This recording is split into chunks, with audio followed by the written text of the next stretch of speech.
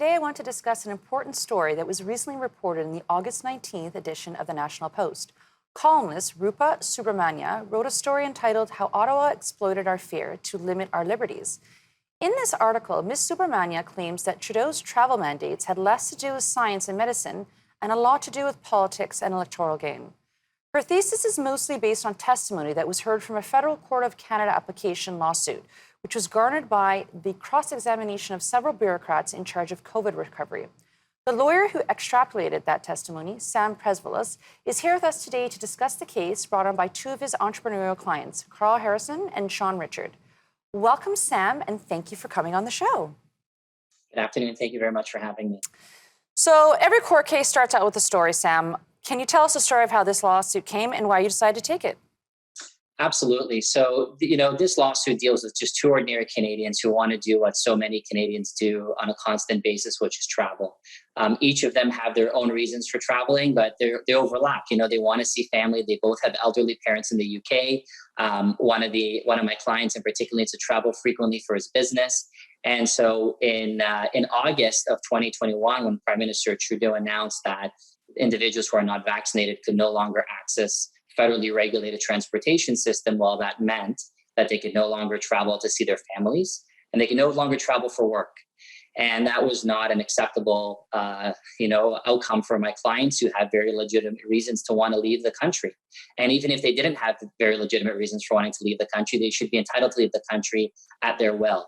And it was on that basis that they decided to, challenge the Prime Minister's mandate, challenge the policy and the rationale behind it. And that's exactly what they did. And as for the reason why I took it on, as you and I have spoken about, I'm not particularly a constitutional expert or a public law lawyer, but I thought that the mandate went a little bit too far. And I see an individual sense of responsibility as a lawyer living within a democratic society to use my skills and sort of, balance or try to address some sort of a rebalance of where we are right now with this policy. And I thought this policy was too much in the extreme. And so my clients connected with me. They asked whether I'd be interested in representing them on this very important challenge. And that's exactly what I've done. Yeah, so essentially you felt the mandates were overreaching. And given the nature of what you do as a lawyer, regardless if that was your expertise or not, you felt that you owed it to yourself and others to challenge it. And when you got approached, you took it. So that's great. I'm sure your clients are very happy. But as I mentioned in the opener, this is an application and type of lawsuit. So can you explain to our viewers what's an application and why you chose this legal route? Sure. So ordinarily, a constitutional challenge would be brought by way of an application. Sometimes they could be brought by way of an action, but an action would take a far longer time for us to get this matter in front of the court. And in the context of, my client's specific circumstances, Mr. Rickard, for example, has a father in the UK who has advanced Alzheimer's. And so we really wanted to choose a method that would proceed as expeditiously as possible, because in his case, we don't know when his father is going to pass. And we did not necessarily want to go with an action that might involve a lot more steps, a longer runway to get this important matter in front of a court and to get a decision that would hopefully strike down the travel mandates, which we thought were unconstitutional. And so that's the basis on which we proceeded by way of an application rather than an action.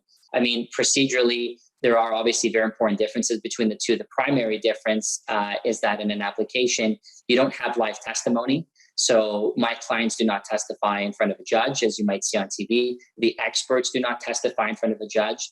They provide testimony through what's called an affidavit, which is an opportunity for them to provide their story as a sworn statement. They get cross-examined on it, but they get cross-examined out of court. But the transcripts are then used in court. So it's largely a paper-based record, so that by the time we show up for the hearing and the Attorney General shows up for the hearing, it's largely going to be read from evidence that's already in a paper record in front of a judge. Great, thank you, because I think that's very, very helpful for many of our viewers, because when they hear lawsuit, like you said, everybody thinks about something that they see on television and they expect that back and forth. But what I do find interesting is the fact that the testimony that you received during the cross-examination, because an affidavit, it was a written affidavit, and then at that point, you then get to cross-examine a person live, like you said, not in a courtroom, but in a private office where you can answer these questions.